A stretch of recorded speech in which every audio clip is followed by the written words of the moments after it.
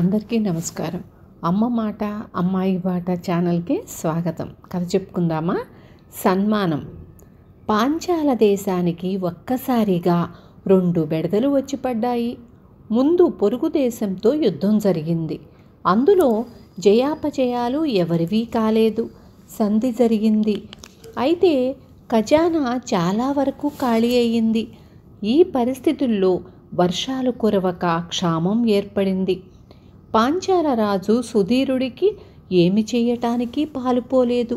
కొందరు హోమాలు యజ్ఞాలు చెయ్యమన్నారు.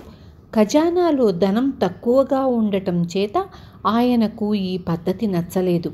అయితే ఒక సభికుడు మరొక సూచన చేశాడు.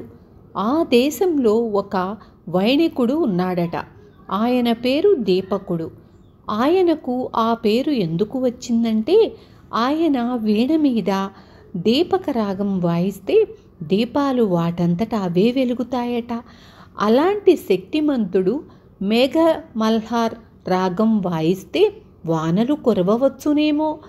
ఈ వార్త విని రాజు ఆశ్చర్యపోయి అలాంటి వాడి శక్తి సామర్థ్యాలు తప్పక చూడాలనుకున్నాడు.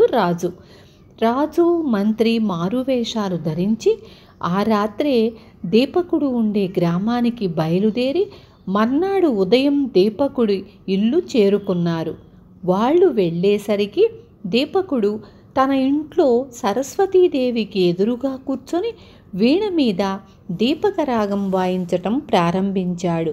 కొద్దిసేపట్లో సరస్వతీదేవి విగ్రహం ముందు దీపాలు వెలిగాయి. తరువాత దీపకుడు సరస్వతీదేవిని పూజించనారంభించాడు. ఇది కళ్ళారా చూసిన రాజు మంత్రి నిర్ఘాంతపోయారు.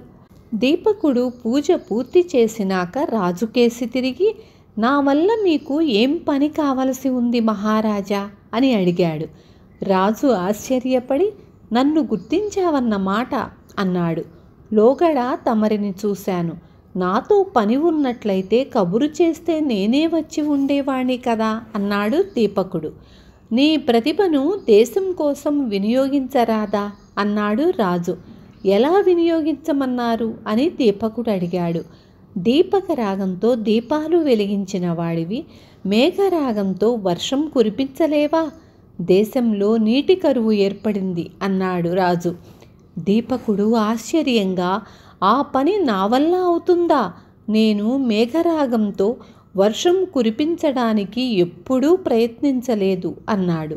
ఇప్పుడు ప్రయత్నించరాదా అన్నాడు రాజు.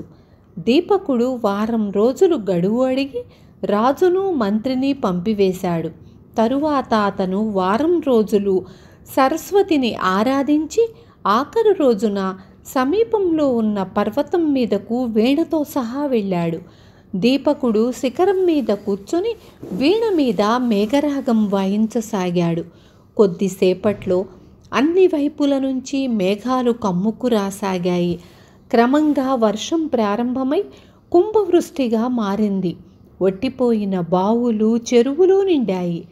తరువాత రాజు దీపకుణ్ణి తన సభకు పిలిపించి అతనికి పెద్ద ఎత్తున సన్మానం తలపెట్టాడు. అయితే దీపకుడు సన్మానం పొంద నిరాకరించి రాజు వద్ద సెలవు పుచ్చుకొని తన ఇంటికి వెళ్ళిపోయాడు. కొంతకాలం గడిచింది. ఒకనాడు సుధీరుడి ఆస్థానానికి దూరదేశం నుంచి ఒక వైణికుడు వచ్చి, రాజా, నా పేరు మైనాకుడు. మీ దేశంలో దీపకుడనే వైణికుడున్నాడని, ఆయన తన వీణను సంగీతం కోసం కాక గారడీ విద్యలకు ఉపయోగిస్తున్నాడని విన్నాను. నాకు గారడీలోనూ హస్తలాఘవంలోనూ నమ్మకం లేదు. మూఢ ప్రజలు గోరింతలు కొండంతలు చేస్తారు. మీ దీపకుడితో నేను సంగీతంలో పోటీ చెయ్యదలిచాను. నాకు అవకాశం ఇప్పించండి అని అడిగాడు. దీపకుడికి కబురు వెళ్ళింది. మైనాకుడితో పోటీ చెయ్యడానికి దీపకుడు ఒప్పుకొని వచ్చాడు. ముందు మైనాకుడు వాయించాడు. తరువాత అదే రాగాన్ని దీపకుడు వాయించాడు. మైనాకుడు అతని కాళ్ల మీద పడిపోయి, సరస్వతీపుత్రుడివి, నిన్ను గారడీవాడనుకొని అపచారం చేశాను అని క్షమాపణ చెప్పుకున్నాడు. దీపకుడికి సన్మానం చెయ్యటానికి ఇలాంటి అవకాశం మళ్ళీ రాదని సభికులు రాజుని ఎగదోశారు. దీపకుడు సన్మానాలకు ఒప్పుకోడనుకొని రాజు సందేహించాడు. కానీ తీరా అడిగితే దీపకుడు అందుకు ఒప్పుకున్నాడు.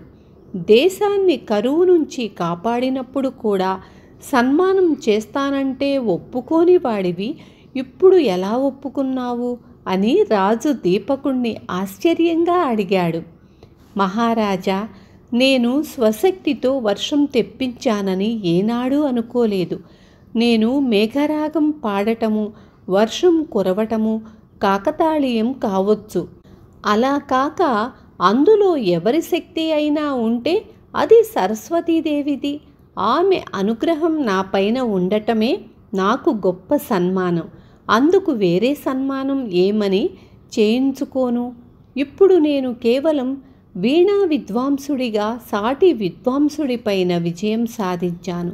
సన్మానం చెయ్యండి, చేయించుకుంటాను అన్నాడు దీపకుడు వినయంగా. విన్నారు కదా.